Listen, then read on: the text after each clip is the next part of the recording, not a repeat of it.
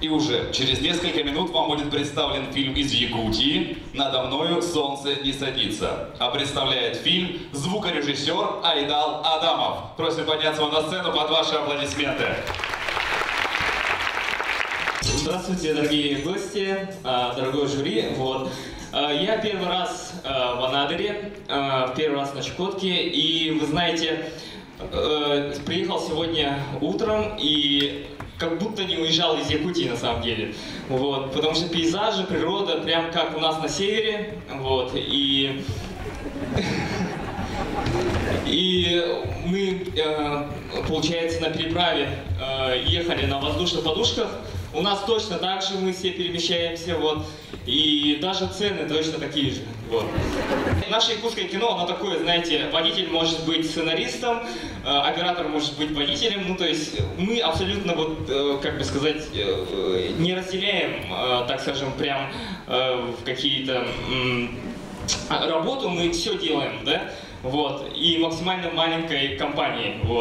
И что хотелось бы рассказать о нашем режиссере Любе Борисовой. Это, получается, это ее дебют, первый фильм, но снимала она до этого 28 фильмов, как помощник. И вы почувствуете вообще ее харизму, ее почерк такой женский в фильме. И вы знаете, я думал, да, насчет того, что какое же оно якутское кино, да? И мне кажется, этот фильм, он отражает это. То есть это прям стопроцентное якутское кино для зрителя. То есть его сравнивать с фильмом «1+1», да? И все-таки если Европа, да, или Голливуд, они снимают фильмы с точки зрения заработать денег, да, то в Якутске снимает это прям самоотверженно и с искренностью, и вы это, мне кажется, почувствуете. И главный герой здесь это очень тоже интересная личность, это Степан Петров. Да, ему 74 года, он не актер, он, получается, был водителем в совхозе всю свою жизнь, ему 74 года, и он снялся в 2 фильмах.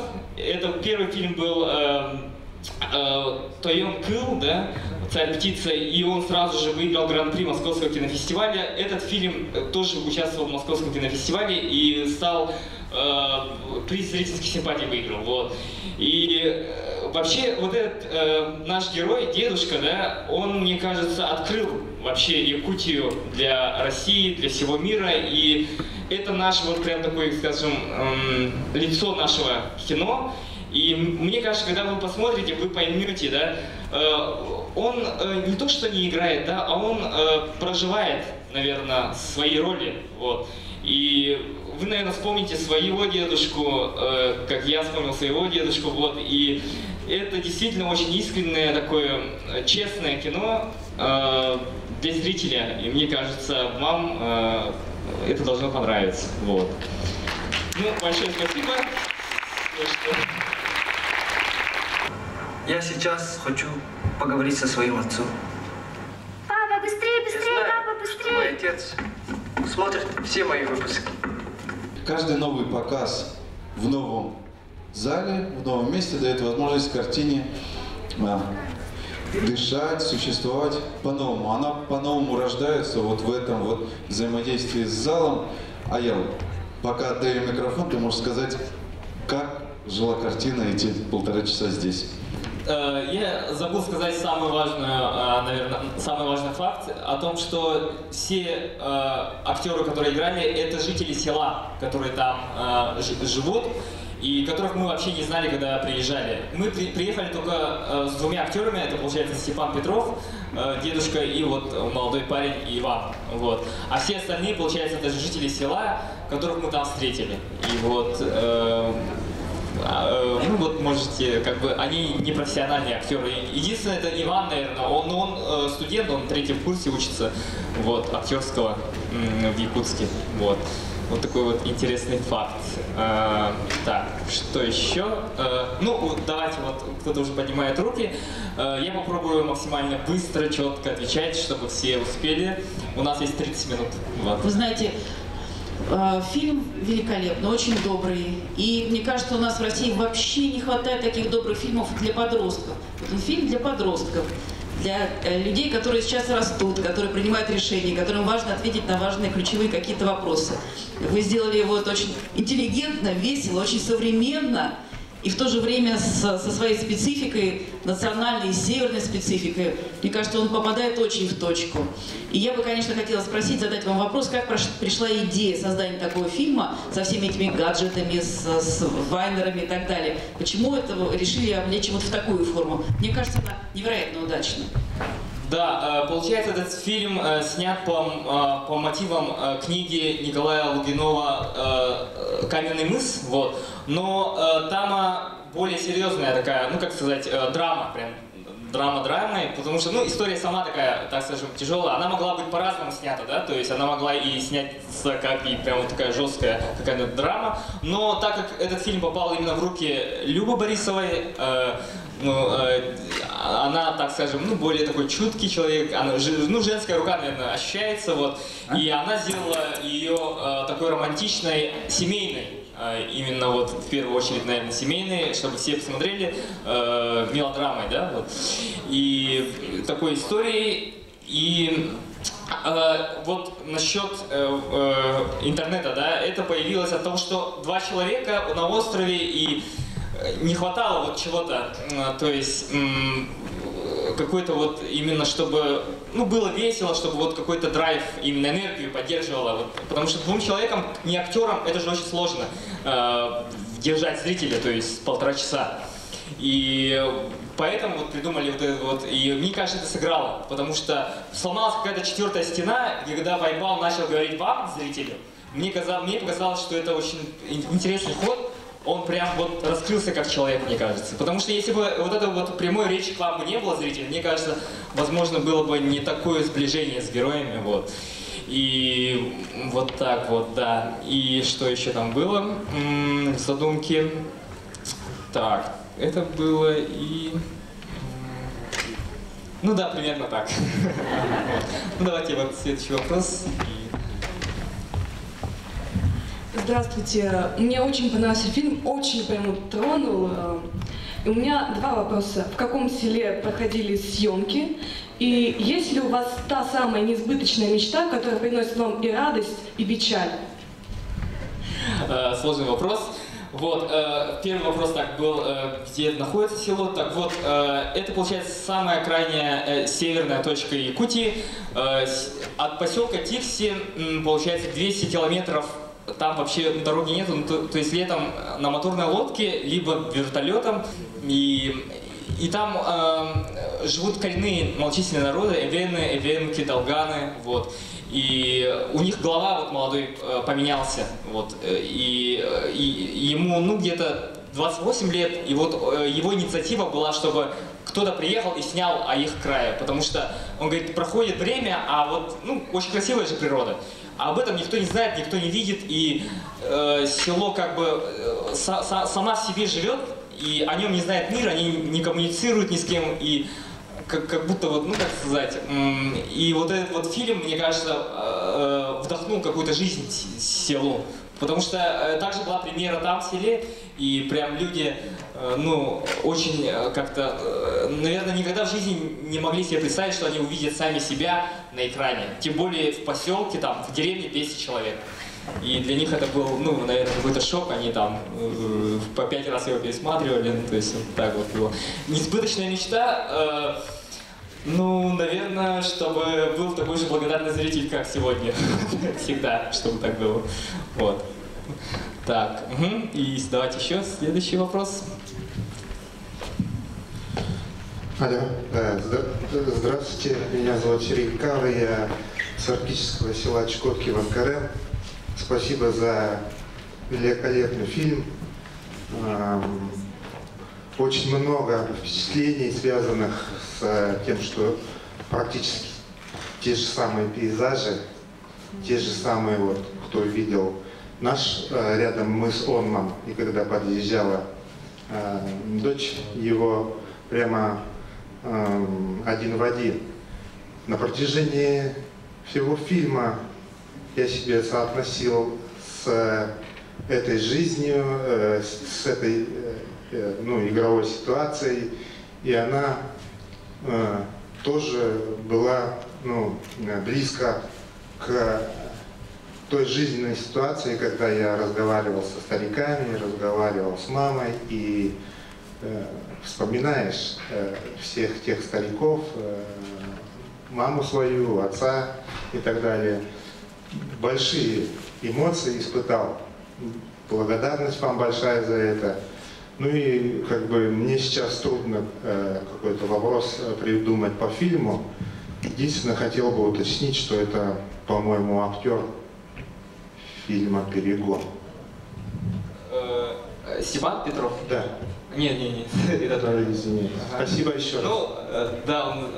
Он такой собирательный образ, мне кажется, вообще, Степан Петров, что то, что он вот такой вот пласт людей, да, нашего поколения, да, вот старшего, он отражает. И вообще, знаете, сама судьба Степана Петрова, она тоже вот, так скажем, тяжелая, вот, и он через тоже многое прошел, и я потом только вот узнал, вообще есть статья в интернете, вы можете прочитать о его жизни, вот, и когда я вот прочитал его интервью вообще, когда он рассказывал о себе, и вот этот фильм, он получил для меня второе дыхание, потому что я не знал, на самом деле, когда мы снимали о его жизни, ну прям подробно так, но его вот этот, оказывается, этот фильм даже имеет вторую, так скажем, пласт, потому что Степан Петров, он вкладывал в эти слова серьезно какие-то свои жизненные вещи. Вот такая вот.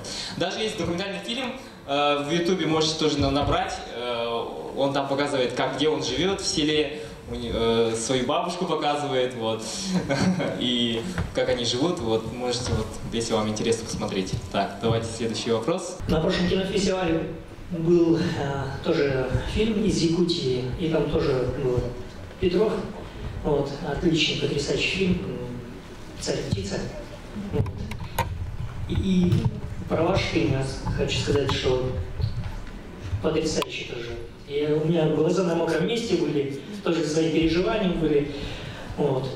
Локации реально классные. Вот. У меня один вопрос. Уху. Съемочная группа ела? Каждый день. На самом деле, там вот мы снимали вот эту свиноферму, там у нас Антон есть, он вот владелец свинофермы, и он каждый день нам приносил просто рыбу. Он вот постоянно там рыбачит, и самое главное, что он эту рыбу еще приносит для песцов. И нам так жалко было отдавать эту рыбу песцам, потому что там реально, то есть экологически чистая вот рыба, прям вот, так скажем, да, даже рыба, которую мало где встретишь, да, вот.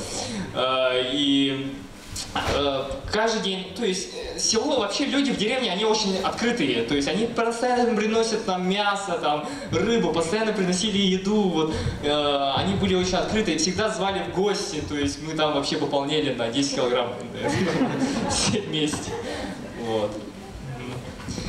Так, давайте. Здравствуйте, меня зовут Надежда. Мне понравился очень фильм, я, наверное, 2 или 3 раза уже успела заплакать. Я бы хотела спросить, кто был заготовщиком материалов, кто делал самолет? Вот. Ага, хорошо, я понял вопрос. Вообще, на самом деле, вот обычно вот в таком взрослом, серьезном кино, да, например, российском, обычно же строят декорации, строят вот эти вот павильоны, да. Вот здесь почти ничего не было построено. Это реальные интерьеры, в которых вот живет вот Антон, там вот, вообще жители села, в котором живут. Единственное, что мы там построили, это, наверное, в горе вот такой домик вдалеке, где живет Байбал, вот этот вот. Мы его там построили, и туалет мы построили. Потом этот туалет мы подарили Антону, так что мы вклад в развитие села тоже сделали, и в инфраструктуру, вот. И, так, вопрос насчет был... Самолет. Самолет, да, точно, самолет. Делали мы все вместе, вот. А так проектировала сама, рисовала Люба, а так у нас есть художник. Вот художник-постановщик, это был вот писец, помните, вот этот мужчина, который постоянно писец говорил, вот этот, самый смешной персонаж. Вот, это наш, на самом деле, он не актер, это наш художник-постановщик, на самом деле. Вот, но ну, он сам по жизни такой веселый человек, он тоже играл самого себя. Вот. А так съемочная группа у нас было, ну, 6 человек, получается. Вот 6 человек мы сделали вот такой фильм. Ну, мне кажется, очень достойно, да, вот. Получилось. Вот. Следующий вопрос. Можно задать вопрос? Я тут. Вот. С другой стороны. На протяжении всего фильма вот я смотрела, очень грустно было, я расплакалась почти. Вот сколько вы сняли времени, месяцев этот фильм? Вот вопрос. Мы снимали 20 дней. 20 дней. Я не вопрос хочу задать. Мне 81 год, я вот смотрю сейчас фильмы наши современные. Я пришел, меня слеза пробила. Вот. Потому что сейчас, как доллар ввели, все стало на коммерческую основу.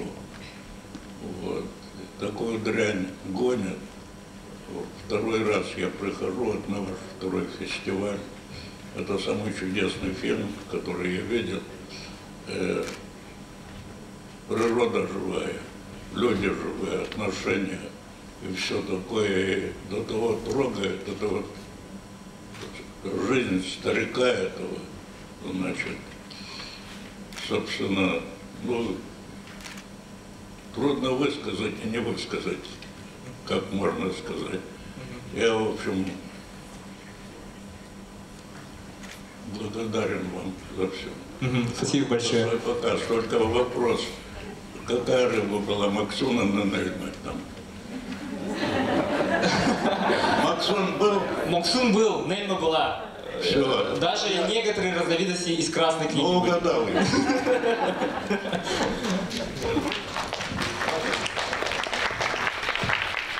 Здравствуйте, спасибо за фильм, очень чудесно, до сих пор не могу отойти, на самом деле. У меня своеобразный вопрос. Если бы вы были на месте героя и похоронили бы двух людей, которые были бы близки к вам, как бы вы жили дальше на месте данного героя? Так, сложный вопрос. Наверное, вот вы знаете, вот когда, наверное, с какой-то с трагедией своей жизни, каждый человек, когда встречает ну, какую-то трагедию, самое главное, наверное, не терять оптимизм, не терять вот... Потому что она же может сломать, любая трагедия, да, человеческая, и можно озлобиться, можно как угодно, да, вот, пойти любой дорогой, но самое главное, вот, наверное, оптимизм не терять. И Степан Петров в этом плане, он всегда говорит как-то, вот, ну, как сказать-то, с улыбкой, с надеждой на будущее. Ему уже сейчас предложение там от Первого канала, что-то там уже предлагают, какие-то фильмы, вот. И его жизнь только в 76-75 началась. Потому что до этого он ну, вообще вот в селе, в деревне где-то жил, и вдруг его жизнь вновь заискрилась вообще, вот, да, поменялась на 360 градусов, поэтому, возможно, мы когда-нибудь постареем, и в 75 лет кто-нибудь придет и снимет нас, и мы будем ходить по красной дорожке. Вот, хотелось бы, чтобы у нас тоже было так, вот, самый главный оптимизм, да. Так, следующий вопрос. У меня два вопроса. Меня зовут Самира. Мне очень понравился фильм, очень прям цепляет за душу. И вот такой вопрос. А именно актеру, вот, то есть его роль заканчивается тем, что он умирает. А вот как сам он относится к этому, вот, допустим, у Карины же, если ты сыграла, то есть проявление, что можешь навлечь на себя. Это первый вопрос. И второй. Перетаскивали ли вы балки, вот эти домики, откуда-то специально ли их ставили именно в это место?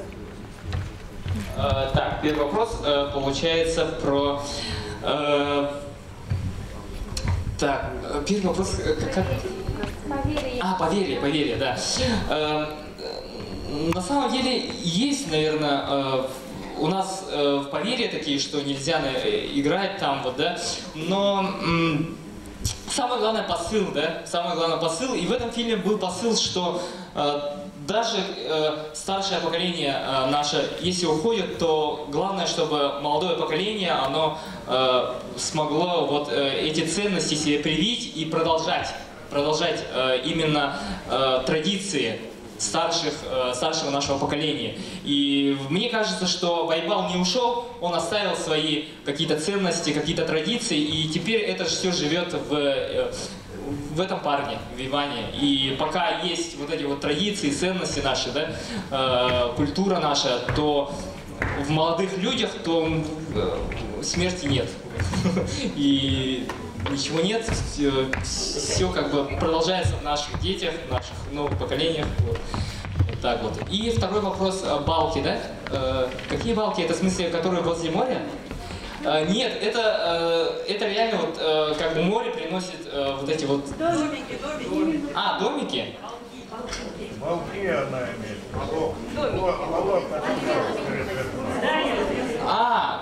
Нет, это реальные. Это реальные, мы никуда ничего не переставляли. Они как стояли, так и стояли. Ну, все натурально. Вот. Единственное, вот на горе же был домик. Вот мы его построили, потому что на горе обычно не строят. Ну, как бы, это, как сказать, непрактично, да, у коренных народов. Вот. И, ну, для кадра мы поставили так, что вот он там на горе стоит. Вот. А так все остальное, все натурально. Можно один вопрос без микрофона? Последний. Скажите, пожалуйста, было ли у вас желание продлить на один день жизнь Байбала, чтобы они встретились с Надеждой? На самом деле, хотелось бы, конечно, чтобы они встретились, но мне кажется, что даже если физически мы не встречаемся с людьми, да, то духовно или вот энергетически все равно мы находим, неважно в какой, да, все равно метафизической там нашей параллельной вселенной, но если мы находим друг друга, то если есть какие-то вот, ну, душевные порывы, да, душевные вот эти, как сказать, близость, то не важно, вот и встреча, и физическая встреча, ну, не так важна. Вот. Мне хочется верить, что это так. Вот. Здравствуйте. У меня к вам вопрос. Вы сказали то, что дедушка вот, Байбал, он непрофессиональный актер. И часто ли приходилось переснимать вот, реплики? Где-то в среднем мы снимали дубли где-то 3-5 дублей, 5 максимум, наверное. Но в основном, вот эти все слова, можно сказать, что они не сценарно, он не учил эти слова. То есть мы как бы тезисами говорили, и говорили, что говори от себя. Вот как ты формулируешь, так и формулируй. Из-за этого каждый, кто говорил, он говорил, ну, как бы сам, не заучивая фразы. Потому что, как бы, когда ты заучиваешь фразы, это выглядит уже как сказать, ненатурально, то есть уже не веришь. Последний вопрос. Да, последний вопрос. Уже пятый последний вопрос. Вот в последнее время я часто знакомлюсь с кинопроизводством Якутии. И фильмы на родном языке. Получается, актеры говорят на родном языке, должны говорить. Русские реплики. А много говорящих у вас в республике на родном языке? Или тоже это последние кадры? На якутском языке очень много людей говорит, да, это прям сейчас вообще поднимается, вот со временем, вот в последнее время поднимается вот именно культурная, вот такая как-то, у нас открывается школа на якутском языке, вот все вот люди ходят на якутские фильмы, то есть и слушают якутские песни. В городе, конечно, немножко молодые, ну, дети и вот по-русски начинают, ну, говорят, да, но все равно есть какой-то фундамент. В селе все говорят, в улусах все говорят. И вот, и так, я уже потерял мысль. Поэтому таких вот, ну есть вот проблемы у малочисленных народов, у эвенков, вот они свои языки вот сейчас тоже начинают восстанавливать. То есть начинают тоже вот в классах, в школах проводить занятия, вот, ну, вот так, да. Спасибо большое.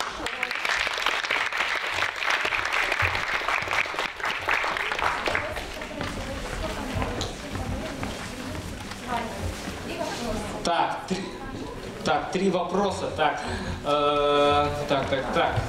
Блин, все так хорошо, такие хорошие вопросы. Так, давайте вот, пожалуйста, нашему да, вот очень хорошее было пожелание, мне кажется, вот, и мне кажется, да, вам обязательно подарим. Давайте и еще одному молодому, наверное, человеку, так, или молодой девушке. Вот здесь девушка, вот, давайте, вот, которая стояла прям в куртке. Ага, и давайте еще один, так, кому мы подарим, да, ну давайте вот женщине в красной кофте. Вот. Спасибо всем, что пришли, что посмотрели. Надеюсь, в следующем году наш якутский кинопроизводство привезет еще один хороший фильм.